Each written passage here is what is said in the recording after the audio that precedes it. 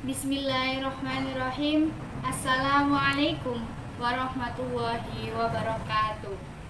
Alhamdulillahirabbil alamin. Hamdan yuafi ni'amahu wa yukafi'u mazidah. Sallallahu ala sayyidina Muhammadin wa ala alihi wa sahbihi wa salam. Qala Rasulullah sallallahu alaihi wasallam, talabul ilmi fardhatun ala kulli muslimin wal muslimat. Wa qala sallallahu alaihi wasallam, man salaka tariqan yaltamisu fiha ilman salaka bihi tariqan ila jannah. Rasulullah sallallahu alaihi wasallam bersabda, menuntut ilmu itu wajib bagi setiap muslim dan muslimat. Beliau juga bersabda, barang siapa yang menuntut suatu jalan yang di dalamnya menuntut ilmu, maka Allah memberikannya jalan menuju surga. Pada kesempatan kali ini, saya akan membahas beberapa bab yang terdapat dalam kitab Ar-Risalah Al-Jami'ah wa Tadhkirah An-Nafi'ah karangan As-Sayyid Habib Ahmad bin Zain bin Alawi Habsyi. Al-awwal Arkanul Islam. Yang pertama adalah bab tentang rukun Islam. Arkanul Islam khamsatun. Syahadatul alla ilaha illallah wa anna muhammadan rasulullah wa iqamus shalah wa ita'uz zakah wa shaumu ramadan wal hajjul baiti manis tata'u ilaihi sabila ma'a ikhlasi wa tasdiqi faman lam yakun mukhlisan fahuwa munafiqun wa man lam yakun musaddiqan biqalbihi fahuwa kafir. Rukun Islam itu ada 5. Yang pertama adalah syahadat. Syahadat yaitu bersaksi bahwa tiada Tuhan selain Allah Subhanahu wa taala dan Nabi Muhammad sallallahu alaihi wasallam adalah utusan Allah. Kemudian yang kedua adalah mendirikan sholat. Yang ketiga adalah mengeluarkan zakat. Kemudian yang keempat adalah berpuasa pada bulan Ramadan. Dan yang kelima adalah pergi haji ke Baitullah. Bagi mereka yang mampu dengan keikhlasan dan kebenaran, barang siapa yang tidak berikhlas, maka dia adalah orang yang munafik, dan barang siapa yang tidak menebarkan dalam hatinya, maka dialah orang yang kafir. Wa aslul iman anta taqida anna wa ta'ala mawjudun wa annahu ta'ala wahidun la syarika lahu wa la misla lahu wa la shibha lahu. Laisa kamitslihi syai'un wa huwas samiul basir. Khalaqas samawati wal ard wa khalaqal mauta wal hayata wat ta'at wal ma'syata was-sihhata was-saqama wa jami'al qaumi wa ma fi. Dan dasar keimanan bahwa Allah Subhanahu wa taala ada dan sesungguhnya Allah itu satu yang tidak memiliki sekutu dan tidak memiliki kemiripan atau penyerupaan.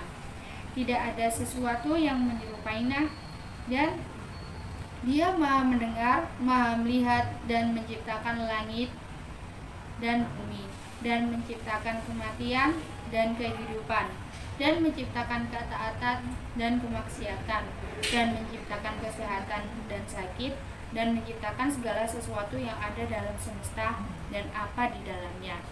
Jadi Allah itu hanya ada satu. Tidak ada yang menyamai Allah. Apapun makhluknya tidak ada yang menyamai Allah, karena Allah berdiri sendiri. Dan Allah yang Maha menciptakan semua yang ada di dunia ini dan seisinya.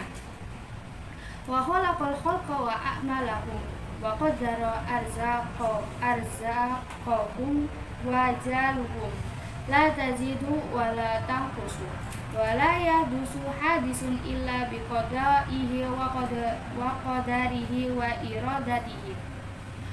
Allah menciptakan makhluk dan perbuatan-perbuatan mereka dan menentukan rezeki mereka, kematian mereka, tidak bertambah dan tidak berkurang, dan tidaklah terjadi sesuatu kejadian terkecuali dengan qada dan qadarnya serta keinginan Allah Subhanahu wa taala.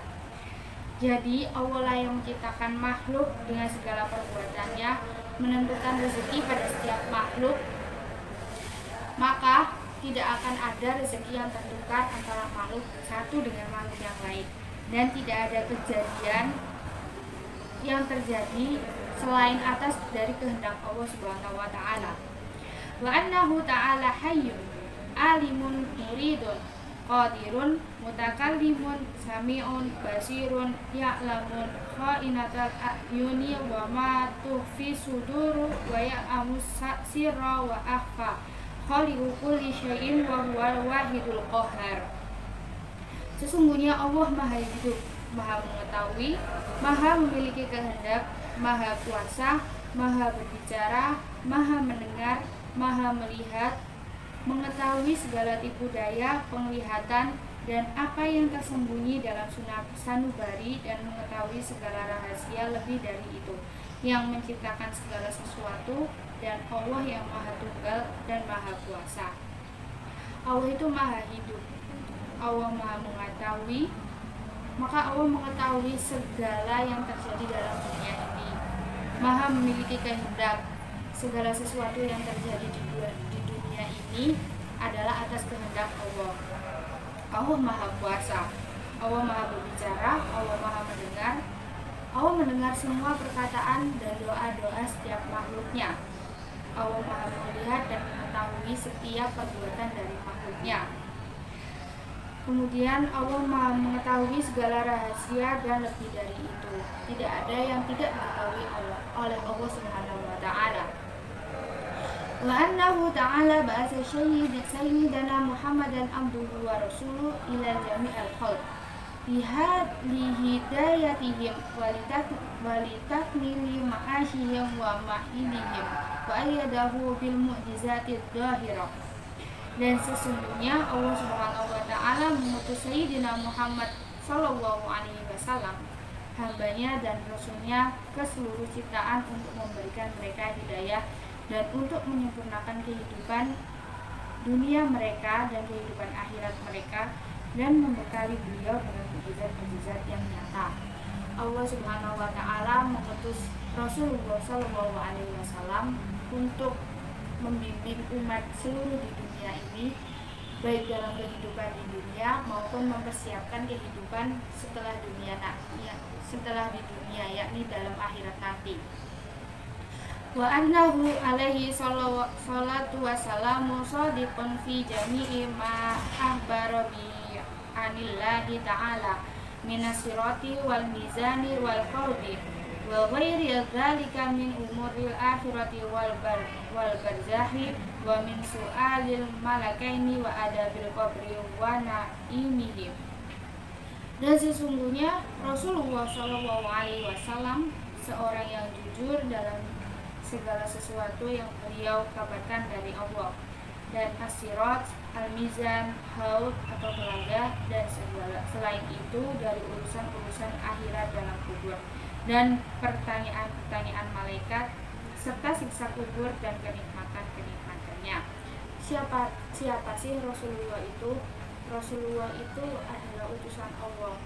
Beliau adalah orang yang sangat jujur dalam segala sesuatu yang beliau dapatkan dari Allah Subhanahu wa taala, baik tentang as-sirat, al-mizan, haud, dan segala urusan-urusan yang berhubungan dengan kematian dan akhirat nanti.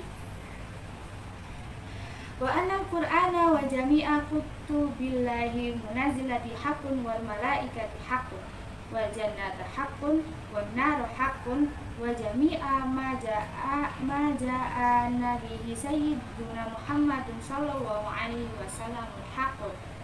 Dan sesungguhnya Al-Qur'an dan seluruh kitab suci yang diturunkan Allah Subhanahu wa taala itu benar-benar, dan bahwa para malaikat itu benar adanya, dan surga itu benar, dan segala sesuatu yang datang dari Rasulullah Shallallahu Alaihi Wasallam itu benar. Maka Al-Quran dan semua kitab yang diturunkan oleh Allah Subhanahu Wa Taala kepada nabi-nabi sebelumnya itu benar adanya. Malaikat, surga, neraka, dan segala sesuatu yang datangnya dari Rasulullah itu benar adanya dari Allah Subhanahu wa taala, dan memang benar adanya.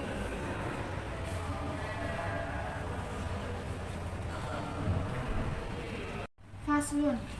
Pasal yang pertama, furudul wudu sitat. Al-awwal an-niyah, asani ghusl wajhi wa haduhu min manabiti ashril ra'si ilal muntahal lah yaini wa dzaqani tulan wa ardon minal uduni ilal udun asalis ghusl yadaini ilal mirfaqaini arabi masu syai'in min basyari ra'si aw sya'rin fi haddi al-khamis al-ghusl lain ma'al ka'bain asadis at-tartib al-hadhil kaifiyah. Fardunya wudhu itu ada 6. Yang pertama adalah membaca niat. Yang kedua, membasuh wajah dan batas wajah tersebut panjangnya dari tempat tubuhnya rambut kepala sampai ke ujung dagu dan lebarnya dari telinga ke telinga. Jadi semua bagian dari wajah hingga batas tubuhnya rambut. Kemudian yang bagian kanan kiri itu batasnya ketika sampai ke telinga dan bagian bawahnya itu sampai menyentuh dagu. Kemudian membasuh kedua tangan sampai siku. Kemudian yaitu membasuh kedua tangan mulai dari tangan kanan yang membasuhnya itu hingga sampai siku, kemudian habis dari tangan kanan berpindah baru ke tangan kiri. Begitupun dengan tangan kiri mengusapnya harus sampai siku. Kemudian mengusap sesuatu dari kulit kepala atau rambut di dalam batas kepala tersebut. Kemudian membasuh rambut dan membasuh kedua kaki sampai mata kaki. Nah, setelah membasuh rambut adalah membasuh kaki hingga mata kaki. Dan yang terakhir adalah tertib dalam tata cara ini. Jadi dalam melaksanakan wudhu ini harus tertib dan urut, mulai dari membaca niat, kemudian membasuh wajah, membasuh tangan, kemudian membasuh rambut, dan yang terakhir membasuh kaki. Wa in kana alaihi janabatun min mujama'atin au khuruji paniyin binaumin au ghairihi lazimahu waslu jami'in badanihi ma'aniyati raf'in janabatin. Jika orang tersebut memiliki junub dari persetubuhan atau keluarnya mani ketika tidur atau lainnya, maka dia diwajibkan untuk membasuh seluruh badannya dengan niat mengangkat junub. Jadi ketika seseorang itu sedang dalam keadaan junub, maka orang tersebut harus mandi junub atau mensucikan junubnya terlebih dahulu dengan membaca niat untuk mengangkat junub. Walang qudul wudu khariju min ahadis sabilainil qubuli au duburi ala makana wayang qudul wudu'i zawalu aqli binaumin au ghairihi ila nauma mumakinin maq'adatahu minal ard wayang qudul wudu masum kuburin au duburin damiyin minhu au min ghairihi bubati kafi wa bujunir asobi'i kabirun kana au sodirun walau waladahu mayitan wayang qudul wudu iltiqa'u basyaratai rajulin wa imra'atin kabiraini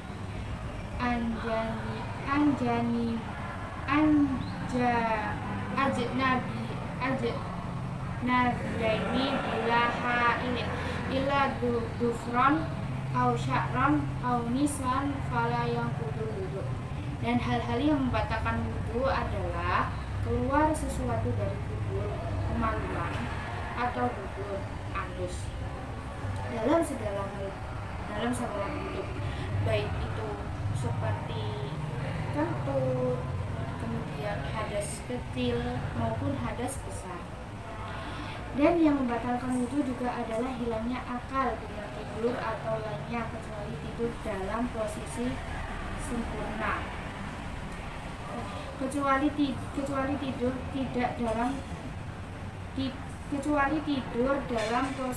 dalam duduk posisi sempurna. Duduk posisi sempurna itu yang bagaimana? Jadi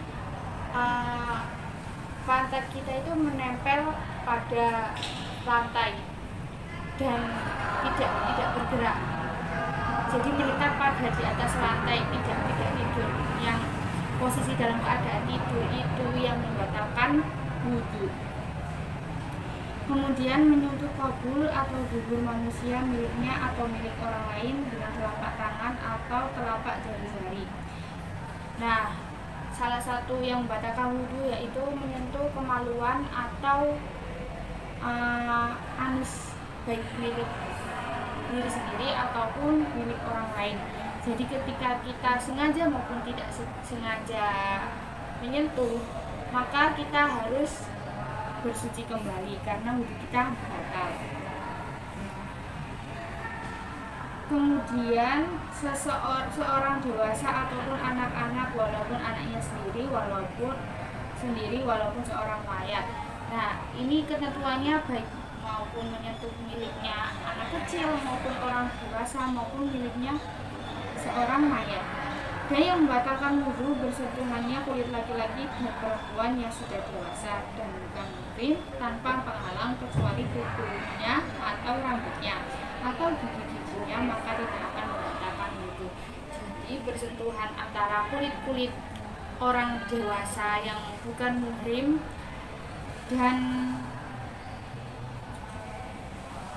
tidak ada penghalangnya, kecuali jika ada penghalangnya seperti baju, maka tidak membatalkan wudhu.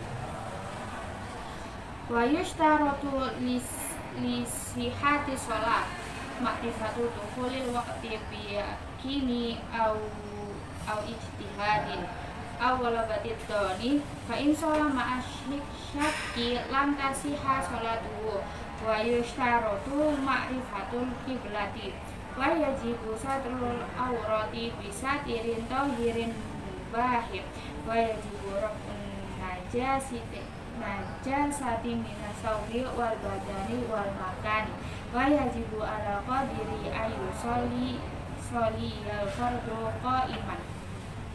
Dan syarat-syarat untuk sahnya sholat yang pertama adalah maksudnya waktu dengan yakin atau dengan ijtihad atau dengan prasangka yang kuat. Jadi kita jika sholat fardu itu harus memasuki waktu sholat dengan ketentuan sudah memasuki waktu sholat atau dengan prasangka yang kuat. Prasangka yang kuat itu seperti jika kita berada di suatu tempat di mana kita tidak mendengarkan azan, atau seperti misalnya kita sudah berada di tengah laut sedang perjalanan mengendarai kapal, itu kan tidak memungkinkan kita mendengarkan sebuah azan, maka itu kita menggunakan prasangka yang kuat. Ini sudah masuk waktunya sholat. Kemudian selanjutnya yaitu jika dia sholat dalam keadaan ragu, maka sholatnya tidak sah. Nah, ini juga menjadi salah satu syarat untuk sah sholat. Jika kita ragu-ragu apakah ini sudah waktunya sholat atau belum, maka sholatnya tidak sah. Maka dari situ kita juga harus yakin kalau ini benar-benar sudah waktunya masuk sholat. Kemudian dan syarat juga pengetahuan arah kiblat dan wajib menutup aurat. Nah, sholat juga harus wajib menghadap kiblat. Kiblatnya seorang muslim kemana? Yaitu ke Ka'bah. Dan menutup aurat dengan penutup yang suci dan boleh. Seperti yang sudah kita ketahui, auratnya laki-laki itu dari pusar hingga lutut. Kemudian jika auratnya perempuan itu semua adalah aurat kecuali wajah dan dua telapak tangan, telapak tangan kanan dan kiri. Dan diwajibkan membersihkan najis dari baju dan badan dan tempat sholat. Nah, tempat sholat kita, pakaian kita yang akan kita gunakan untuk sholat itu harus bersih dan suci dan bersih dari najis. Dan diwajibkan bagi orang yang mampu untuk sholat fardu dalam keadaan berdiri. Nah, kita yang mampu, sehat, tidak berpenyakit, jadi kita diwajibkan untuk sholat dalam keadaan berdiri. Bagaimana jika tidak mampu seperti dalam keadaan sakit? Maka kita diperbolehkan sholat dalam keadaan duduk. Jika tidak mampu dalam keadaan duduk, bagaimana? Kita bisa dalam keadaan tidur dengan menghadap kiblat. Furudus sholat, fardu sholat. an-niyatu wa takbiratul ihrami ma'an niyah wa qiraatul Fatihah bil basmalah wa tasdidatil arba'at asyara wa ikhrajin dadi minad da wa laysa fil Fatihah lidda summa ruku wa yajibu yanhaniya bihaisu tanalu rohatahu rokbatai wa yatma'inna fi wujuban hatta taskunu akwaru sumal i'tidal wa yatma'innu fihi wa wujuban summa sujud marratain wa julusi baina sajdatain wa yatma'innu wujuban fil kulli wa yaf'alu baqiya rakaati kadzalik wa tasyahhudul awal wa qudus sunnah wa tasyahhudul akhir wa julusu fi fardhi wa sholatu ala nabi sallallahu alaihi wasallam ba'da tasyahhudi wa qabla salam bi fardhi wa salam minas sholatil fardhi wa aqallu salam assalamu alaikum. Nah, adapun beberapa fardunya sholat. Yang pertama yaitu membaca niat. Kemudian yang kedua adalah takbiratul ihram dengan niat. Selanjutnya adalah membaca surat Al-Fatihah dengan bismillah dan 14 tasbih-tasbihnya dan mengeluarkan huruf dha dari huruf dha karena tidak ada surat Al-Fatihah huruf dha. Kemudian ruku dan diwajibkan untuk membungkuk sampai kedua telapak tangan dapat mencapai kedua lututnya dan diwajibkan untuk tenang dalam keadaan tersebut sampai tidak ada gerakan dalam anggota tubuhnya. Kemudian i'tidal dan diwajibkan untuk tenang dalam keadaan tersebut kemudian sujud 2 kali dan sujud di antara 2 sujud diwajibkan untuk tenang dalam setiap keadaan tersebut. Sujud dan duduk di antara 2 sujud. Kemudian melakukan hal-hal tersebut dalam rakaat berikutnya. Adapun tasyahud awal dan duduknya adalah sunnah dan tasyahud akhir dan duduknya adalah wajib. Adapun sholawat kepada Nabi Sallallahu Alaihi Wasallam setelah tasyahud dan sebelum salam adalah wajib dan salam dari sholat adalah wajib dan paling sebelumnya salam itu assalamualaikum. Jadi ada fardu-fardunya sholat yang pertama yaitu niat, kemudian yaitu takbiratul ihram dengan membaca niat, yang ketiga adalah membaca Al-Fatihah, yang keempat ruku yaitu membungkukkan tubuh kita hingga telapak tangan kita menyentuh lutut. Kemudian yang kelima yaitu i'tidal, yang keenam yaitu sujud, kemudian 2 kali sujud dan di antara 2 sujud tersebut ada duduk di antara 2 sujud. Kemudian melakukan tasyahud awal, dimana duduk tasyahud awal ini sunnah, dan kemudian melakukan tasyahud akhir. Nah, hukum tasyahud duduk tasyahud akhir ini hukumnya wajib. Kemudian sholawat kepada Nabi Sallallahu Alaihi Wasallam setelah tasyahud dan sebelum melakukan salam. Nah, setelah membaca sholawat atas Nabi, kemudian baru salam. Dan paling sedikitnya salam yaitu assalamualaikum.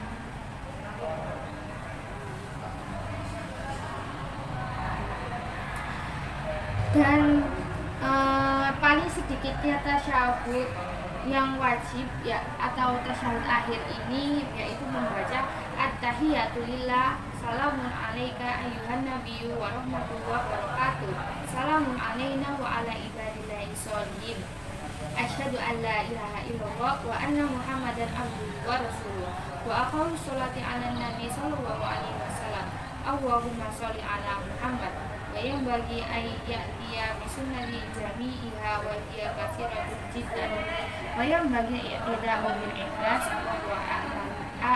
wa huwa al-amalu lillahi wahada, wa yang bagi qudwa wa huwa ayya'lama bima yaqulu wa yaf'al, wal khusyu' wa huwa sukunul a'dha wa hudurul qalbi wa tadabbarul qira'ati wa tafahumuha fa inna ma yataqabbalu wa minas sholati biqadri al-qudur. bacaan tasyahud akhir yang wajib itu at-tahiyatulillah, assalamu alayka ayyuhan nabi wa rahmatullahi wa barakatuh, salamun alayna wa ala ibadillahi sholihin, asyhadu an la ilaha illallah wa anna muhammadan abduhu wa rasuluh. Dan paling sedikitnya salawat kepada nabi adalah Allahumma sholli ala Muhammad. Dan selayaknya untuk mengerjakan sunah-sunah salat itu sangat banyak, dan juga selayaknya memperhatikan tentang ikhlas, yaitu mengerjakan perbuatan semata-mata hanya karena Allah. Dan selayaknya pula dengan rasa budur, yaitu mengetahui apa-apa yang dikatakan dan dikerjakan. Jadi kita harus mengetahui kita sholat itu artinya apa, dan maksudnya tujuan kita sholat itu apa juga diketahui. Dan khusyuk, yaitu ketenangannya anggota tubuh dan lembutnya hati setelah memohon dalam bacaan yang dibaca. Sesungguhnya Allah Subhanahu wa Ta'ala menerima sholat sesuai dengan khusyukan yang ada. Jadi kita itu harus khusyuk dalam melaksanakan sholat, biar sholatnya kita itu diterima oleh Allah Subhanahu wa Ta'ala. Wa yahrumu riya'u fi sholati wa ghairiha wal amalu li ajrin nas. Dan diharamkan riya di dalam sholat serta di luar sholat, yaitu mengerjakan perbuatan untuk orang lain. Riya di dalam sholat itu seperti apa? Contohnya kita sholat itu hanya karena ini tempat yang baik oleh orang lain. Wa yubdilu sholat al-kalamu amdan walau biharfain wa nasiyan in kasura wa yubdilu hal amalu kasiru kasail khutuwat wal aklu wa syurbu wa shikafu aurati illam tustal halan wa wuku'un najasati illam tulqa halan min ghairi hamdi wa yubdiluha sabukun imamin biruknaini fi'liyain wa kadhat takhawufu bihima bighairi udrin wala tasihu sholatu khalfa kafir wa mra'atin wa husna. Adapun hal-hal yang membatalkan sholat, yang pertama yaitu mengucapkan perkataan dengan sengaja walaupun hanya 2 huruf dan lebih dari 2 huruf jika lupa.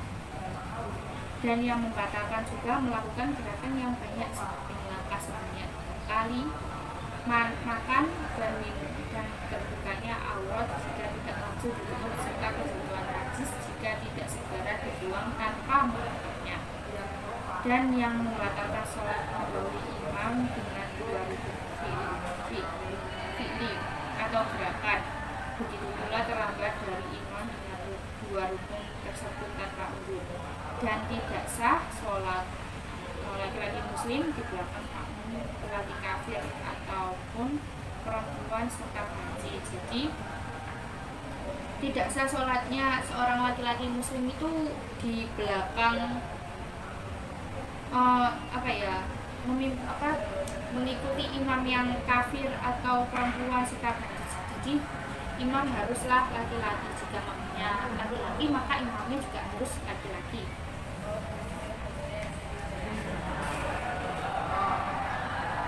Kemudian wal jum'atu fardun ainun ala kulli muslimin dakirin kurin hadirin bila udhri syar'in kal madari wal mato'ir. Adapun sholat Jumat adalah fardhu ain bagi setiap muslim laki-laki merdeka yang bermukim tanpa ada udhur syar'i seperti sakit dan hujan. Wa min syurutil jumu'ati khutbatani, dan khutbatani dan dari syarat-syarat Jumat adalah 2 khutbah dan rukun-rukunnya. Wa arkan rumah untuk dari sholat Jumat yaitu yang pertama alhamdulillah ta'ala, kemudian wassalatu ala nabi sallallahu alaihi wasallam wal wasiyatu bittaqwa wa qira'atul ayati minal qur'an mufhimatun fi ihdahuma wa du'a ulil mu'minina fil akhirah wa yajibu ayyatu qa'iman mutatahhiran masturan auratin wa yajibu julusu bainakuma faqan tuma'ninatis sholat wal muwala. Yang pertama yaitu pujian kepada Allah Subhanahu wa taala atau seperti mengucap alhamdulillah. Kemudian yang kedua adalah salawat kepada Nabi Shallallahu alaihi wasallam. Kemudian yang ketiga adalah menyampaikan wasiat untuk bertakwa. Yang keempat adalah bacaan ayat dari Al-Qur'an yang dimengerti di salah satu dari dua khutbah tersebut. Jadi kan ada dua khutbah. Dari salah satu khutbah itu harus menyertakan bacaan ayat suci Al-Qur'an. Jadi bukan kita mayoritas orang Indonesia kan belum tentu semua orang mengerti bahasa Arab. Jadi kepada yang menyampaikan khutbah itu atau khotibnya harus menyampaikan artinya juga dan kandungan maksud ayat Al-Qur'an yang disampaikan itu. Kemudian dan diwajibkan untuk berkhutbah dalam keadaan berdiri. Jadi khotibnya yang menyampaikan khutbah itu harus dalam keadaan berdiri, suci dan menutup aurat, serta diwajibkan untuk duduk di antara dua khutbah tersebut selama lebih dari tumaknina sholat dan muamalah yaitu berikutan. Wa sholatul jamaati wa sholatul janazah fardun kifayah. Adapun sholat jamaah dan sholat jenazah itu hukumnya fardu kifayah. Wal iyadi wal kusufani wal witir sunanun muakkadat wa kada rawatibus sholat wa duha wa tarawih sunun laha fardun wa sawabun adil. Dan sholat id dan sholat kusuf atau sholat gerhana matahari dan sholat kusuf gerhana bulan serta witir adalah sunnah muakkad. Begitu juga dengan sholat rawatib. Dan duha dan tarawih adalah sholat sunnah yang memiliki keutamaan yang agung. Jadi sholat duha dan sholat tarawih dalam kitab ini itu dijelaskan bahwa sholat sunnah yang memiliki keutamaan yang sangat besar. Kemudian selanjutnya adalah pasal tentang puasa as-shaum. Wa shaumu wa huwa salisu min arkan Islam wa huwa imsakun ma'rufun ala wajhin maksus minhu niyatu likulli yawmin wa tabdituha minal lail wal imsakun anil mufatarati minal ta'ami wa syarab wal jima'i wal istimna'i bimubashara wal istiqa'atil bil ihtiyat. Nah, adapun puasa adalah rukun Islam yang ketiga dalam rukun Islam. Ya, apa sih puasa itu? Puasa itu menahan diri dengan cara yang khusus yang telah diketahui. Yang diantaranya adalah niat yang setiap harinya diucapkan pada malam sebelumnya. Jadi sebelum kita melaksanakan puasa, malamnya sebelum kita puasa itu membaca niat.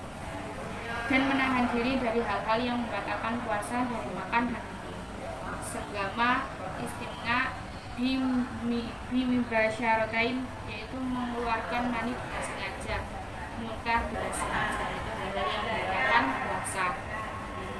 Hamim tamami shaum kafun jawarihi amma yaqrahu wa ta'ala minal a'dha'i sab'atil ati dikruha fa fil hadis khamsun yufatirna sha'imal kadhib wal ghibatu wan namimah wal yaminul kadhibah wan nadaru bisyahwah. Adapun kesempurnaan puasa itu menahan 7 bagian anggota tubuh yang disebutkan pada bab kita adalah dari apa-apa yang dikasih Allah dalam hadis 5 hal yang membatalkan puasa pahalanya atau mengurangi pahalanya, yaitu pertama berbohong, ghibah atau menggunjing, namimah atau adu domba, sumpah palsu, memandang dengan syahwat. Itu termasuk hal-hal yang dapat mengurangi pahala dalam berpuasa. Wa min tamami shaum tahari iftori ala hali wa adamil istiksari minal akli wa yang bagil istiksaru minas somilasi amal ayyamu fadlatul fi akhari wa wawu alamillahi taufi'uhu. Dan dari kesempurnaan puasa menyegarkan berbuka dengan hal-hal yang tidak berlebihan dan selayaknya memperbanyak puasa terutama dalam hari-hari yang memiliki keutamaan di dalam syariat. Nah, salah satu kesempurnaan dalam berpuasa yaitu juga menyegerakan dalam berbuka. Ketika kita mendengar azan, segeralah kita untuk menyegerakan untuk membuka puasa. Dengan syarat kita tidak boleh berlebihan dalam berbuka puasa. Pasal yang selanjutnya adalah az-zakat, yakni zakat. Wa amma zakatu wa hiya rabi'u arkanil Islam. Fatajibu 'alal muslimin ma'rifatul amwalil wajibati fiha. Wa hiya na'am wa naqdan wa tijarah wa rikaz wal ma'dinu wal mu'asyaratu wa hiya musimat. Adapun zakat adalah rukun keempat dari rukun Islam. Maka wajib bagi setiap muslim untuk memiliki pengetahuan mengenai macam-macam harta yang diwajibkan untuk dizakatkan, yaitu hewan ternak, emas dan perak, harta perdagangan, barang harta temuan, barang tambang dan barang pokok yaitu biji-bijian dan buah. Jadi setiap harta yang kita miliki itu ada zakatnya. Seperti hewan ternak itu juga ada zakatnya, emas dan perak, harta perdagangan, bahkan barang temuan juga harus ada zakatnya. Barang tambang, barang pokok yaitu biji-bijian dan buah itu juga perlu ada zakatnya. Fala zakata fi ma siwa na'amisa mi'ati wa yushtaratu al-hawlu laha wa kadhalika yushtaratu lin-nuqdi wa tijarah wa yushtaratu fi hadhil amwa'in sabu ayatan wa wajibun naqdaini wa tijarah ru'u syu'riyah wa wajibul juhubi wa simari lati sufiyat bima'unati nisful usyri bighairi ma'unatil al-ush. Maka tidak ada zakat atas hewan ternak selain hewan gembala, dan disyaratkan bagi hewan tersebut dimiliki selama setahun. Begitu juga disyaratkan bagi emas dan perak, bagi barang perdagangan, dan disyaratkan pula bagi macam-macam hewan ternak, emas, perak, dan perdagangan. An-nisab atau batas minimum diwajibkan zakat dan diwajibkan bagi emas dan perak serta barang dagang mengeluarkan 2,5%. Dan pada biji-bijian dan buah sistem irigasi pengairan diwajibkan keluarkan sebanyak 5%, dan tanpa sistem irigasi wajib dikeluarkan 10%. Nah, bagaimana dengan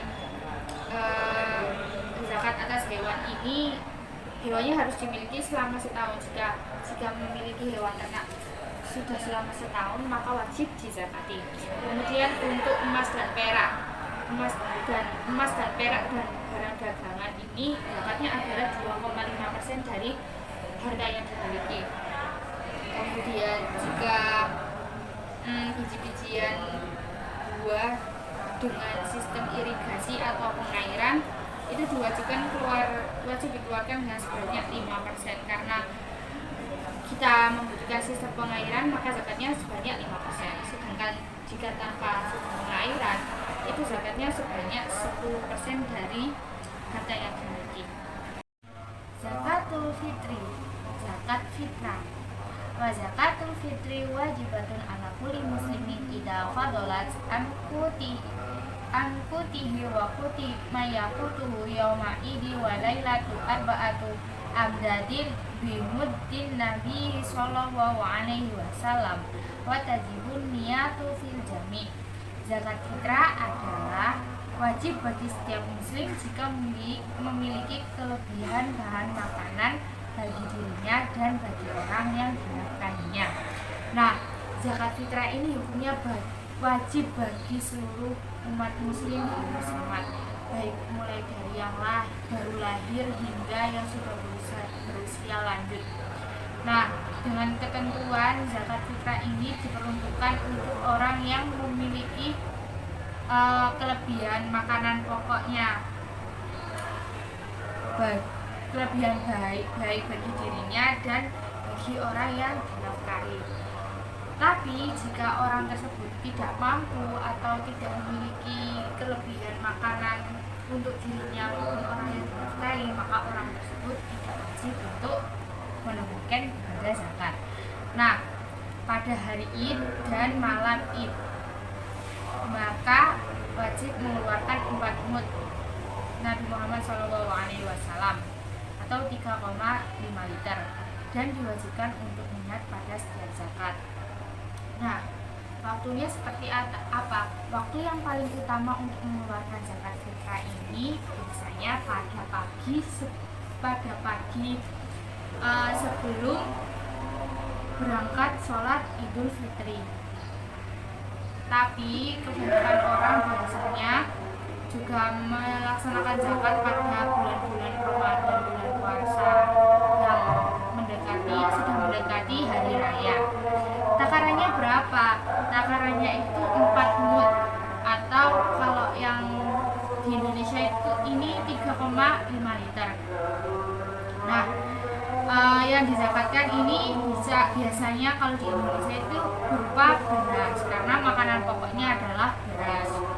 Mungkin kalau di tempat lain, di negara-negara lain yang makanan pokoknya tidak beras, bisa saja seperti sagu, jagung, dan lain-lain.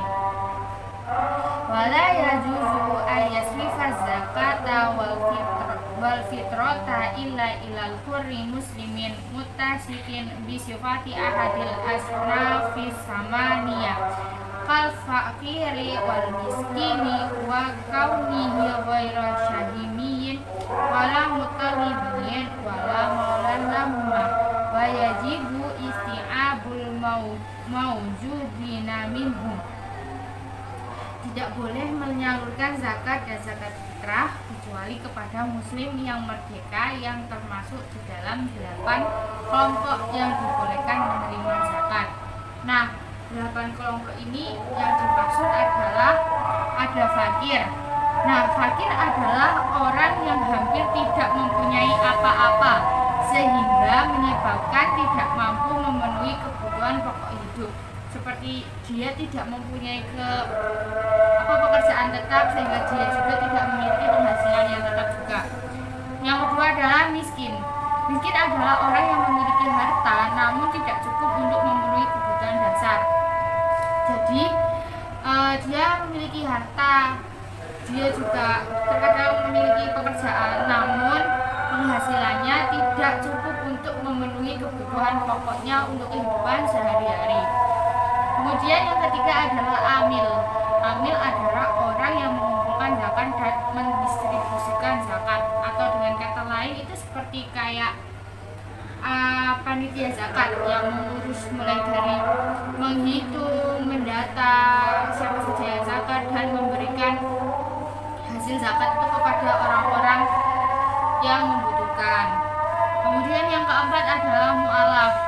Mu'alaf adalah orang yang baru masuk Islam dan membutuhkan bantuan untuk menguatkan tauhid dan syariahnya. Jadi mu'alaf itu masih walaupun terkadang mampu juga bisa mendapatkan zakat. Kemudian yang kelima adalah rikab. Rikab adalah budak atau hamba sahaya yang ingin memerdekakan diri sendiri. Nah, yang keenam adalah gharimin, adalah orang yang berhutang untuk memenuhi kebutuhan hidup dalam mempertahankan jiwa dan izah. Yang ketujuh, fi sabilillah, adalah orang yang berjuang di jalan Allah seperti dakwah, jihad, dan semacamnya. Kemudian yang 8 adalah ibnu sabil, adalah orang yang kehabisan biaya dalam perjalanan ketaatan pada Allah, seperti orang yang sedang berada di perjalanan dan sedangkan perjalanannya itu perjalanan yang berada di jalan Allah, sedangkan ketika dia berada di perjalanan dia kehabisan bekal. Nah, 8 kelompok yang dibolehkan menerima zakat seperti fakir, orang miskin yang bukan merupakan Bani Hashim dan Muthalib dan keturunan-keturunannya, dan diwajibkan meliputi semua 8 kelompok tersebut. Jadi selain 8 kelompok tersebut tidak diperbolehkan untuk menerima zakat. Sekian pembahasan beberapa bab dari kitab Ar-Risalatul Al-Jami'ah wa Tadhkiratun Nafi'ah yang saya sampaikan. Mohon maaf jika ada kesalahan dalam membaca, baik pun menerangkan dan menjelaskannya. Wallahul muwaffiq ila aqwamit thoriq. Wassalamualaikum warahmatullahi wabarakatuh.